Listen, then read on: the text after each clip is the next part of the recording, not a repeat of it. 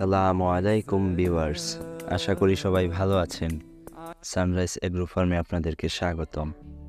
আমরা আজকে পুকুর পরিষ্কার করব, তাই সর্বপ্রথম হাট থেকে কিনে আনা নৌকাটা আমরা প্রস্তুত করে পুকুরে নামানোর জন্য তৈরি হয়ে সবাই নিয়ে যাই। নৌকাটা নিয়ে যাওয়ার পর অনেক হিমশিম খাচ্ছিলাম কিভাবে নামাবো, কী করব। এক পর্যায়ে আমরা সুন্দর করে নৌকাটা নামাতে সক্ষম হই। অনেকেই আমাদের কাছে ইনবক্সে জানতে চেয়েছিলেন নৌকাটা হাটে কত দাম পড়েছে। আমরা নৌকাটা 4,500 টাকা দিয়ে কিনেছি, হাসিল সহ 5,000 টাকা পড়েছে। চলো বন্ধুরা, কাজ শুরু করা যাক, কাজে নেমে পড়ি। পুকুরের চারপাশ আমরা যেহেতু পরিষ্কার করব, ভালো করে দেখে নিলাম। পুকুরের চারপাশে অনেক আগাছা, ঝোপঝাড়, গাছের লতা পাতা এগুলা ভরপুর ছিল। তাছাড়া পুকুরের চারপাশে বড় বড় ঘাস, ঢালপালা এগুলো পুকুর পর্যন্ত ছেয়েছিল। আমরা পুকুরের বড় বড় ঢালগুলো কেটে যাওয়ার জন্য অনেকে গাছে উঠি। তারপর আশেপাশের কয়েকজন পুকুরের আশপাশ পরিষ্কার করতে থাকি। মূলত বড় বড় ঢাল কাটার একটাই উদ্দেশ্য, পুকুরে ছায়া পড়লে অক্সিজেনের পরিমাণ কমে যাবে। তাই আমরা বড় ডালগুলো কেটে দেওয়ার চেষ্টা করি এবং কেটে ফেলি। সবাই একে একে কাজ শুরু করে দেই। সবাই চারপাশ ভালোভাবে পরিষ্কার করা শুরু করলাম। অনেকেই কাজ করতে গিয়ে পড়েও যায়। আমাদের এই পুকুরের পরিবেশটা দেখে মনে হলো বিগত 3-4 বছরে কেউ হয়তো এই পুকুরটা পরিষ্কারই করেনি। যা আমরা ধারণা করেছিলাম তার থেকে এত পরিমাণ কচুরিপানা ও ঝোপঝাড় গাছ বেশি ছিল, যা বলা বাহুল্য। এই সকাল থেকে ফজরের নামাজের পর থেকে আমরা শুরু করেছি, কাজ চলছে তো চলছেই। দুইজন নৌকা দিয়ে অবজারভেশন করছে কাজ ঠিক মতো হচ্ছে কিনা। একজন আবার ভিডিও দেখে হাইও দিচ্ছে। পুকুরের চারপাশে এত নির্জন আর গাছপালা লতা পাতায় ভরপুর ছিল যে আমাদের অনেকটাই ব্যাগ পেতে হয়েছে। অনেকটাই কষ্টসাধ্য কাজ ছিল, যা আমরা হাসি মুখে করেছি সামনের পথে এগিয়ে যাওয়ার জন্য।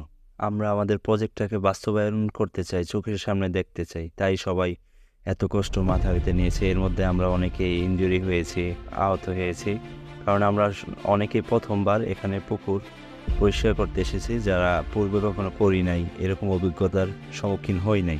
একে ডালপালা থেকে শুরু করে কচুরিপানা পরিষ্কার করা শুরু করলাম। সবাই পুকুরে নামলাম, আমরা আমাদের কাজ অব্যাহত রাখলাম। পুকুরের পানিতে এত পরিমাণ ময়লা ছিল যা আমরা চিন্তারও বাইরে ছিল। তো আমরা অনেক কষ্ট করে পুকুরটা পরিষ্কার করি, অনবরত করতেই থাকি। একটা সময় মনে হচ্ছিল যেন আমরা পারবো না, কিন্তু আমরা আমাদের প্রজেক্টটাকে সামনে বাস্তবায়ন করার জন্য, চোখের সামনে দেখার জন্য আবার লেগে পড়লাম, কাজ শুরু করলাম। আমরা একে একে সবাই মিলে যতটুকু সম্ভব সবাই সম্পূর্ণভাবে কাজে লেগে পড়ি এবং সাধ্যমতো চেষ্টা করি। একটা সময় কচুরিপানা পরিষ্কার করে আমরা খুবই ক্লান্ত হয়ে যাই। কাজ করতে করতে নাস্তার কথা ভুলে গিয়েছিলাম, কারণ সবার শরীর ক্লান্ত, তাই কাজে ফাঁকে সবাই নাস্তাটা চট করে সেরে নিলাম। নাস্তা করার পর আবার সবাই কাজে লেগে পড়ি। পুকুরে নেমে যে গাছগুলোর ডালগুলো কাটা হয়েছিল সেগুলো পুকুর থেকে ওঠাই। পুকুরের পাড় যেহেতু অনেকটাই খাড়া ছিল, আমরা সবাই পুকুরে দাঁড়াতে পারছিলাম না, সেই জন্য এই ঢালগুলো ওঠানো অনেকটাই কষ্টসাধ্য হয়েছিল। তাই পুকুরের উপরে 2-3 জন রশি বেঁধে ঢাল টানতেছিল, আমরা নিচ থেকে ব্যালেন্স রেখে ঢালগুলো উপরে ওঠাচ্ছিলাম। একটা পর্যায়ে গিয়ে আমরা আমাদের এই পুকুরের সম্পূর্ণ চারপাশ পরিষ্কার করতে সক্ষম হই এবং সবাই মিলে একত্রে পুকুর পরিষ্কার করে পুকুরটা এখন এই অবস্থায় আছে আমরা দেখতে পাই। তো আলহামদুলিল্লাহ, আমাদের মোটামুটি পুকুর পরিষ্কার কাজ সম্পূর্ণ হয়ে গেছে। পুকুরটা পরিষ্কার করা দেখে আমাদের আনন্দ লাগলো। এখন পুকুরে লবণ ও চুন ছিটানো পান।